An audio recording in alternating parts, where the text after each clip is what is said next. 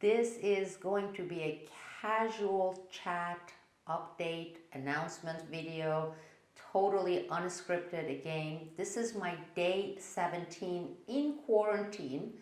Um, it's a very strange time. I am not going to talk about politics really today. In fact, I don't have anything really political. I made a few notes here so that I know the few things that I have to tell you about, especially for my Newsbud community. But let me start with an announcement. I have been working on my documentary, my Vietnam documentary. This project has been, for one reason or another, has been put on hold. The first time I went to Vietnam, and this is when I spent over a year in the country, was in 2007. So I stayed in Vietnam the entire 2007 and part of 2008. And while I was there in Vietnam, I was involved in several projects with different NGOs. I took my little personal camera. Back then I didn't have iPhone. I don't know if iPhone was not out in 2007. And with a little tiny mic attached to it. But I tried my best to document my experience there and various projects on various issues, various topics.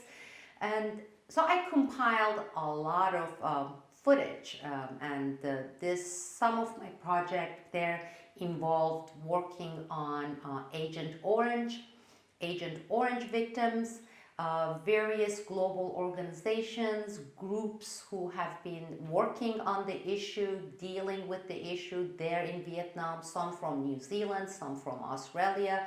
So I traveled around with them, I worked with them, and I documented some of my research, some of the interviews, some of the victims. Also, it involves my documentary because I also worked on UXO, the undetonated ordnance issue in Vietnam. I know the war was over, what now, almost half a century ago, but that war, the US-Vietnam War, still keeps killing people. There are thousands and thousands and thousands of undetonated bombs all over Vietnam, and that creates victims on daily basis, on weekly basis. It may be a farmer out in the farm working and boom, comes across with his buffalo, an undetonated bomb, and it explodes. Either he dies or loses leg or legs. Children, they are out there in the field, they are in the farms, they are playing, 6 years old, 4 years old, and they see one of these bombs. They think it's a ball, they grab it, and there you go. You have victims. And when I say victims, many, many victims in Vietnam. I worked on that. In fact, in 2017, I went back to Vietnam. And I worked on several interviews there. Again, I traveled throughout the north and the central area in Vietnam. So anyhow, I have compiled so much documents, so many documents, so much footage. And for some reason, it ended up being this project. I wanted to put them together. I wanted to make it into some kind of a documentary, a report that includes interviews, good footage, with some, with some transcripts, something that has a right flow, but it's been placed on hold. Every time I tried to start the project, I would start on it and then something would happen. A year and a half ago, I was moving here to Turkey from the United States, and that was a major move. So I put that on hold again, and it's been a wild ride here in Turkey. Anyhow, you know how they say when life gives you lemon, go ahead and make lemonade? I said, you know what? I'm here in quarantine. Maybe this is a good time to take everything, put it together, and then see how I can organize it, edit it, cut it, give it a kind of a direction, give it a flow, and turn this into something that is gonna be good. and I've been working on this non-stop, and it should be ready in the next few days, maybe maximum a week. And it's going to be a long one. It's going to be at least an hour and a half, so it's going to be a 90-minute long documentary, and it's going to be available to my Newsbud community because, again, it was their support through their subscriptions and donations that I was able to go back there and conduct these interviews. It was because of them I was able to hire a camera person to go and film all this, and all sorts of other expenses and work that went into this project. Also, Vietnam, I guess, it has a special place in my heart. In fact, I think after the United States and Turkey, I consider Vietnam my third home. My daughter is from Vietnam, and there is gonna be this personal aspect there, because during this 1 year there, I ended up meeting my daughter, and she was only 3 days old, and we have been together since. So there will be some footage and some photographs of my daughter and I. So it's personal, and it's something that I really want to share it with my community. Newsbud community, it's, for me, it hasn't been this community, okay, there are some members, this is a news site, I put out news. The members there, the community members in Newsbud, they are my extended family members. Many of them have been with me for over 14 years, 15 years. Some of them have been with me since the early stage of my whole whistleblowing journey. I know them by name, and they are members, they are part of this community. So I kind of feel really comfortable sharing these types of personal things with them. And again, as I said, this is gonna be personal. I was also involved with a mobile library project with this great lady there, American Vietnamese lady, Lady Hayslip. I have some interviews, I have some footage of this amazing project with these mobile libraries. These are the rural schools in Vietnam.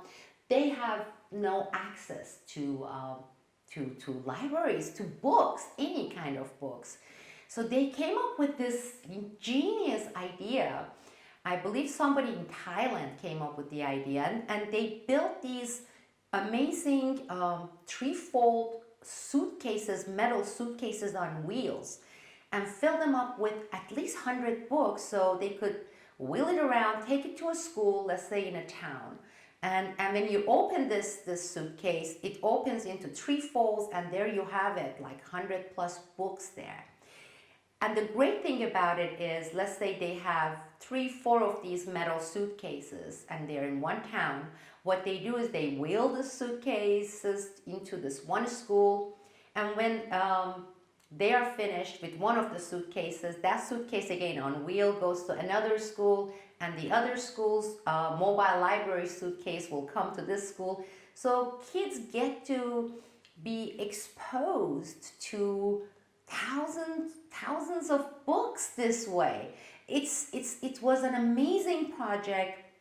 The part that I got involved with was in central Vietnam, and then we worked on taking this project and expanding it into southern Vietnam, where my daughter is from, Mui Ne Beach. It's a beautiful area. And so there will be some footage from there too. I'm gonna see during the, this is not gonna be edited, as you can see. This is casual, this is not the usual me.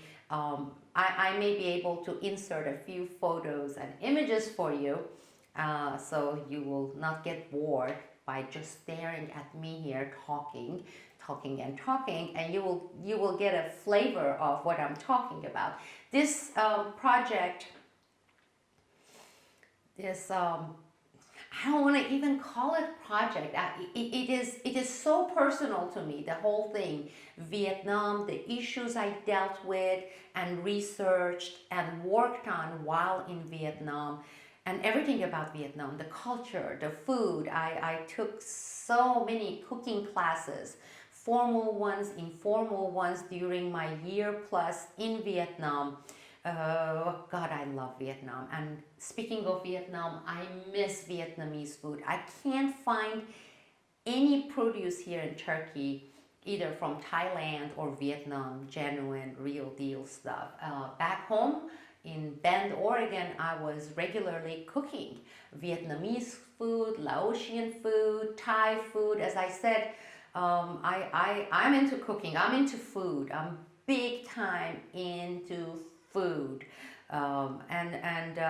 therefore, I always have combined my travels with education and food. Not only going and yes, dining these amazing different types of ethnic foods all over the world, but also delve into it deeper and taking classes. Again, they don't have to be formals. I go to a restaurant in Vietnam and I just love this particular southern Vietnamese soup from Mekong Delta. And they're so nice. I mean, people are so nice around the world. I'm just thinking if I have ever been refused. And I can't think of any case, any incidents when I would ask something like this and a cook or a restaurant owner would say no. Like in the West, I guess it's a code. You can't come to the kitchen. We can't do it. I would go to a chef, to the cook. I would say, "Can I come to the kitchen? Can you show me tomorrow how you make this soup? I would like to film it. I like to take notes. I like to ask questions." And the answer, same thing here in Turkey, is always, "Yeah, come on."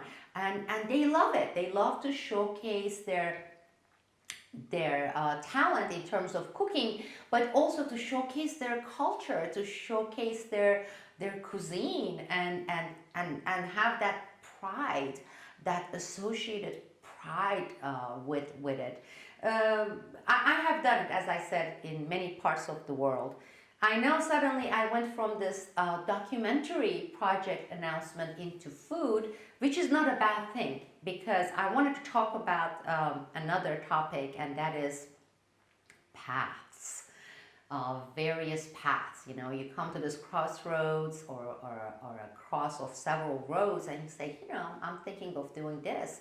Now that I'm here in quarantine, I have been thinking, I have been planning, I have been analyzing, and no, not politics, because seriously, I'm going and checking news and I can't find anything other than this COVID-19 and coronavirus, and everything is that. And I just came across an article that had to do with Afghanistan. It was like 2 paragraphs long. I'm like, well, that is not enough material to do any analysis on. So without any other really important news that usually I'm interested in and I work on, I haven't been dealing with politics.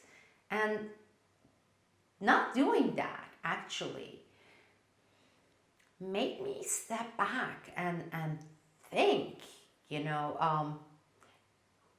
there are all sorts of other things that I'm really interested. I have studied, I have either gotten degrees on, or I have spent years gaining experience in, and it's, my life has been so much more than this, what I'm known for, what I'm known as to you here, my Newsbud community, and also some of you who visit my YouTube channel.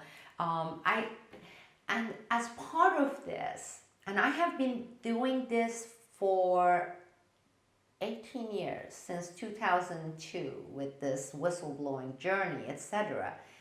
I've always kept that, my work as an activist, as a political analyst, as a geopolitical analyst, this public figure, separate, totally separate from the rest of my life, which is 75% other things. And it was a decision that I made, well, because I've always been private, so personal, okay, makes sense. But my other jobs, I have had jobs. I have been a consultant, freelance consultant, not with any particular company. I get a contract.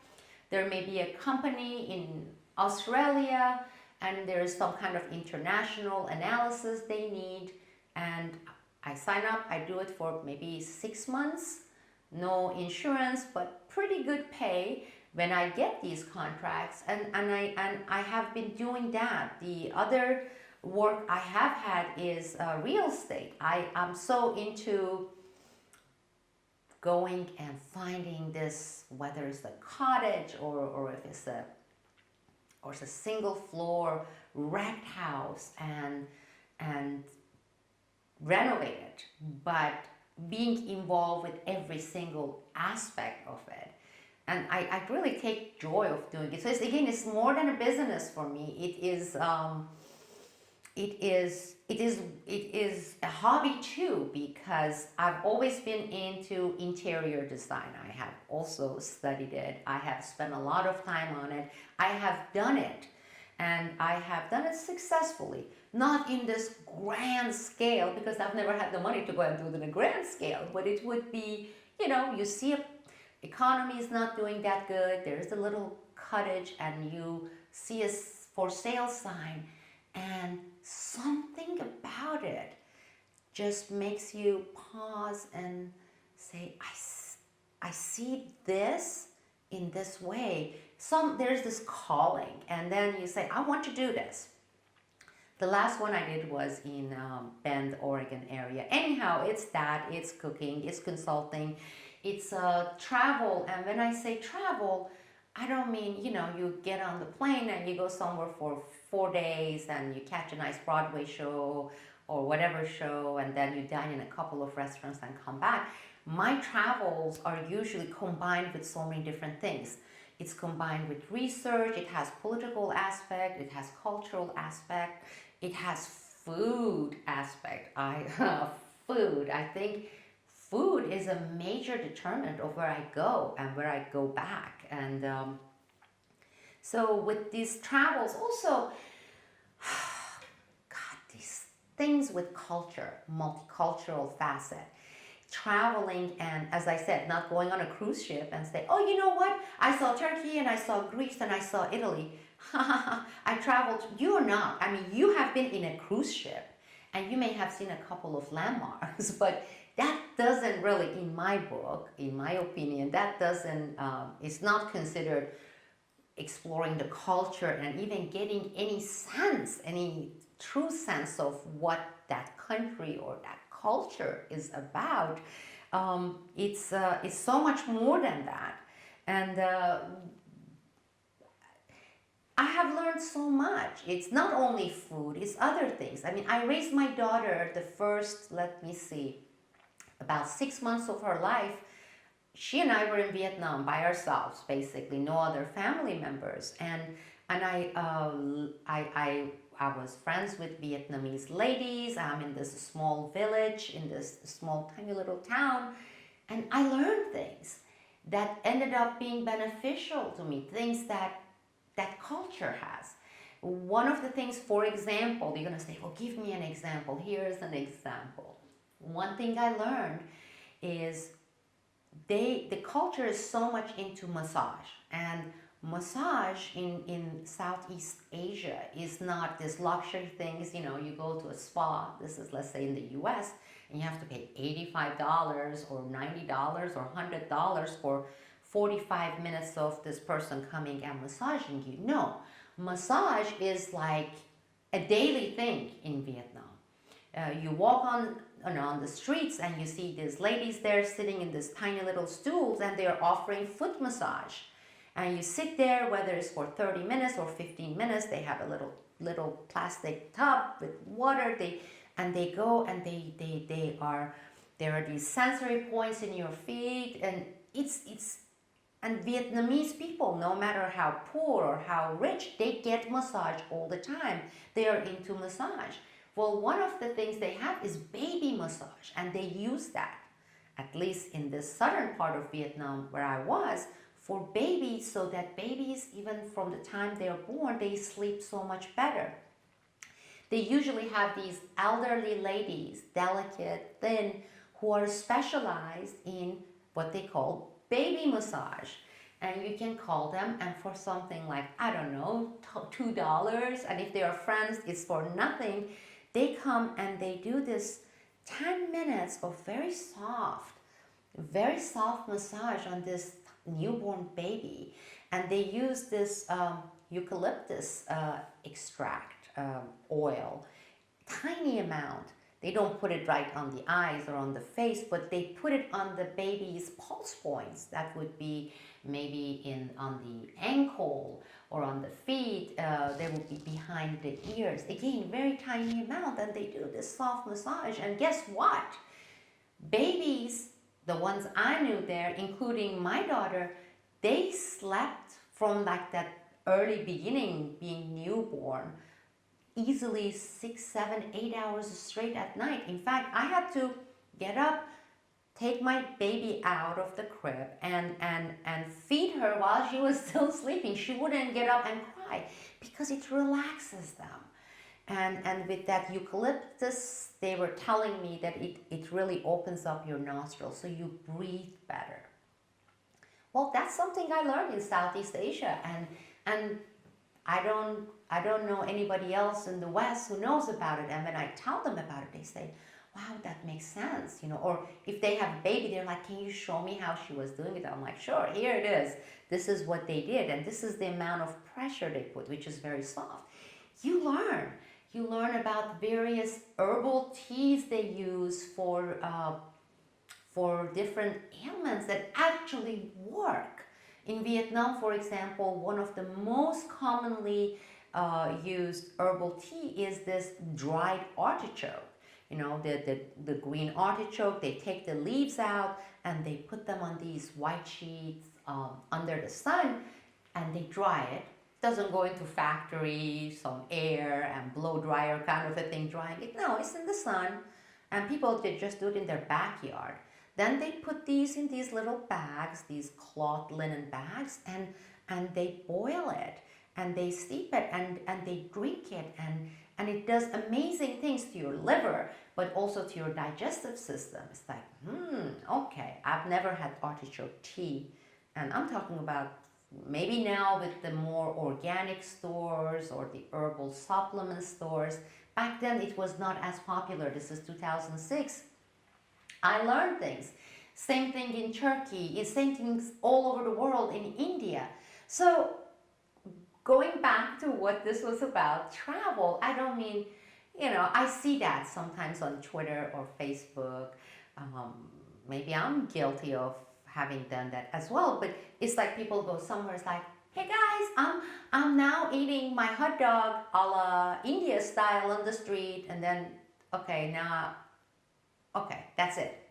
I'm talking about delving deeper into the cuisine, into the culture, into the history, into the traditions. So that's what I mean by travel. I have no idea how I got here. Oh yeah, okay. The reason I brought this up is I've been thinking of presenting some of these, whether through some of the footages I have collected, video footages, photographs, experiences, notes. I'm an avid note taker. But then I started getting this doubt and saying, well, not a doubt, but I guess a dilemma, saying this is outside politics, okay? Newsbud, my community, my website, the site where I put the analysis and on the issues of interest to my community, which is politics and geopolitics of certain region, is so different than this. And bringing that side of me, that topic into Newsbud, I don't know, it sounds or it feels, it's like it's not a right home for it. Also, I mean, this is not some kind of a business, so I don't want to go and set up a website and do it in a full-time basis. No. So here is the question: is it something that I don't know, would it have enough interest? I know it has interest from people I know, but I don't know that many people that I should be doing probably once in a while through some different YouTube channels. I'm pondering, okay? I'm thinking out loud and I'm hoping that I will get some stuff from you telling me, hey, how about this or that? But remember, I'm a woman of limited resources. I heard and I have read bunch of comments when this topic came up yesterday on Twitter. People saying, "Oh yeah, it will be great. You set up and give us this and travel that." It's like, hello, there's gonna be someone handling the camera. In this documentary that's going to be out on Vietnam, you are going to see some of the interviews where I am handling the camera, the actual camera. It's not the same. I'm not in the scene. Plus, it takes away so much from it. To handle the camera, ask the question, or have a translator in this particular case with this guy in Vietnam. It's very hard to do. And I think the end result is not as appealing because people hear your voice, but they see that person. And if there's a translator involved, the person who's responding, you're interviewing in Vietnamese, is responding to the translator who's sitting there. And so he's not or she's not looking into the camera. Anyhow, it's tedious. What I'm trying to say is, no, it's not easy. People are asking me, people who have known about my education in cooking, experience, etc., certificates, why don't you set up a cooking channel? It's like, well, it needs at least 2 cameras. I'm technologically challenged, someone who knows how to handle and man those cameras, the other types of lighting that is needed, a kind of a kitchen that has, it's the right setup for it. And then there is this editing involved in it. And you do the cooking, you don't want people sit there and watch you chopping the onion, putting it away, then go grab something. No, those things are totally cut from the final footage, from the final product. And I'm not an editor, okay? I am not a video editor. And could I go and take some courses and learn it? Yeah, but I don't want to. It's not my thing. I don't like it. And I usually suck at things that I don't like, okay? I can list all sorts of great strengths I have that I know of. I'm not saying egotistically. Then I can make a list for you about 3 times longer, things that I am terrible at. Terrible. I mean, by that I mean really bad. So I know my weaknesses. I know my strengths. I know what I like, what I don't like. Well, I don't like software business. I don't like technology. Technology doesn't like me either. And whenever I touch something, it goes kaput.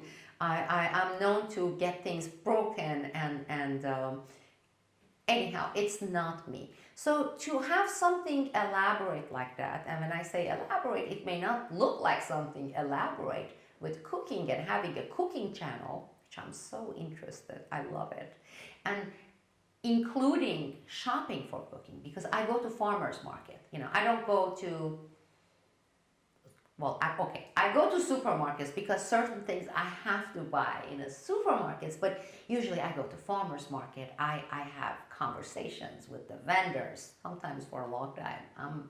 I can be chatty when it comes to food. I can go on about food nonstop. I think I can break records or something by talking about, let's say, you just throw it at me and say, okay, talk about Vietnamese cuisine, okay?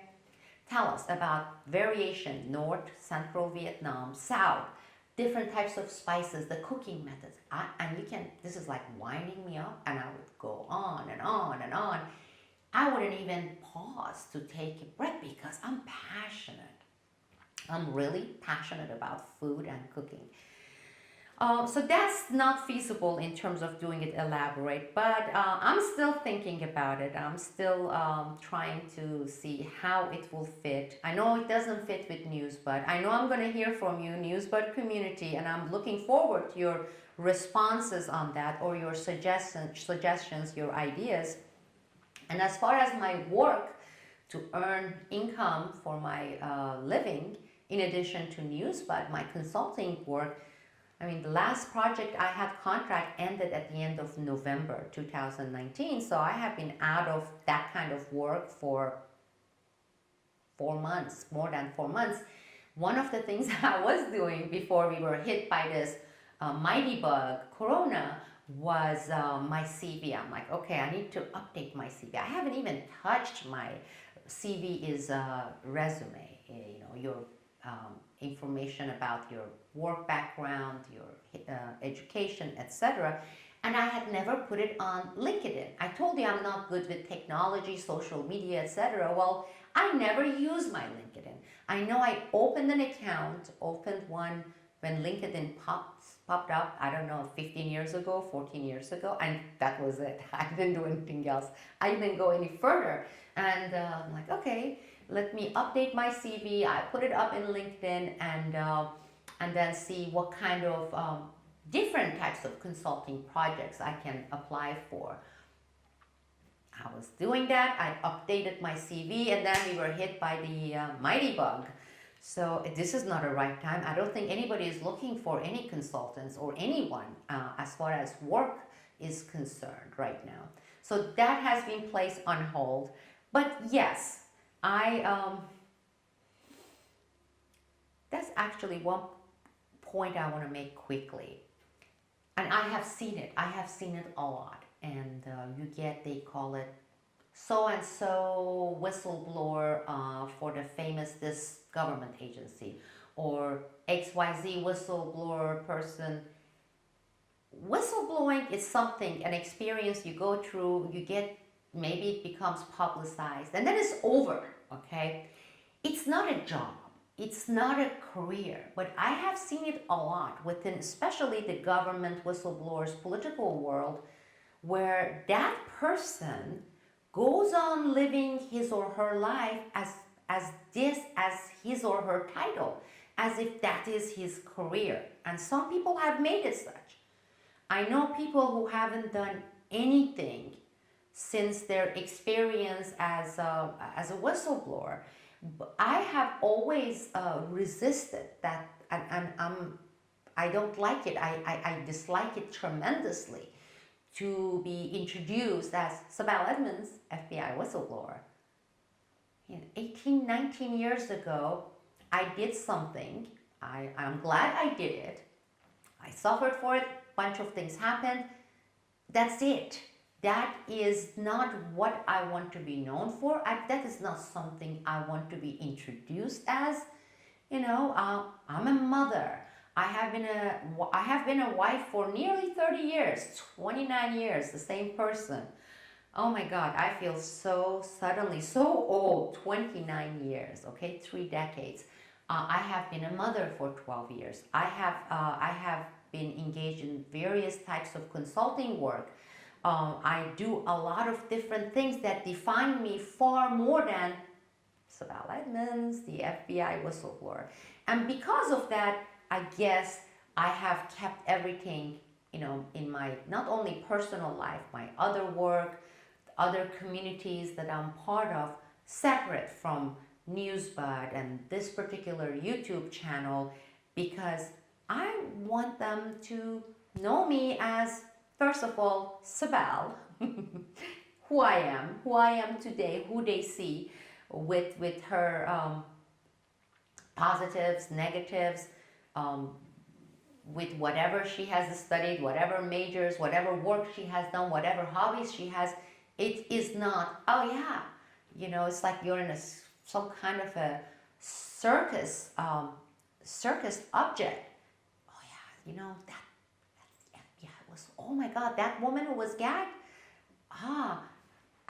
It really makes me feel uncomfortable, and I know people don't mean anything bad, and usually It comes at least in the United States. Turkey here is a different story. I don't want to even get into that. But in the US, I mean, people walk up to you and they say, okay, thank you so much for doing that. Thank you so much for your honesty. And they are very nice about it. I haven't had any negative. Somebody saying, oh, you are that person who did that. And people using adjectives and words like patriotic. I'm not saying it's not nice. But then what happens is people are not themselves when they're around me, when they see me as that. You know, it's like something out of touch. It is like a museum piece, or it's, I don't know how to describe it. They can come and give you compliment. They are very formal. They are very nice about it, but then they don't interact and engage with me like I'm a human being. Hello, this is me, and let's talk about food. Okay, let's talk about food. Let's talk about travel. Let's talk about importing certain things from Australia that I really fell in love with there while I lived in Australia for a while. Anyhow, it's me, and I am not defined, and I don't like to be defined as, you know, just one thing. I don't think anybody should, you know. There are people who are doctors, okay, and they're like, oh, it's doctor, but outside their work, they're John Doe, or they are Jane Smith, or whatever. They are, somehow it has been different for this whole whistleblowing notion. Oh, that is the whistleblower. Anyhow, this documentary on Vietnam, first of all, let me check and see if I forgot anything that I wanted to talk about. Day 17, quarantine. It's interesting, it's funny because, no, I haven't forgotten really anything. There are a bunch of other things, but I don't want to make this long. I have no idea how long I've been yakking, but my aunt called me. She's here in Turkey. She is in Istanbul, different city. And this is how the conversation went. She's like, hi, how is your quarantine life going? I'm like, no, not really bad. It's going. How about yours? How is yours? Well, how is your quarantine life going? I think we all have right now something in common. At least I think many of us. I in the comment sections, please. I just told you about my quarantine period here. What I've been up to. How is it going for me? And it's been some positive comes out of some horrible negative things. I know I gave the lemonade analogy, but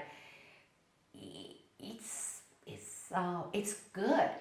And you can look at it bad or you can look at it good. Okay, one quick example again, There was a title that said, oh, the rate of divorce has increased because people are cooped up together, husband and wife, then suddenly they go like, I don't want to cuss here.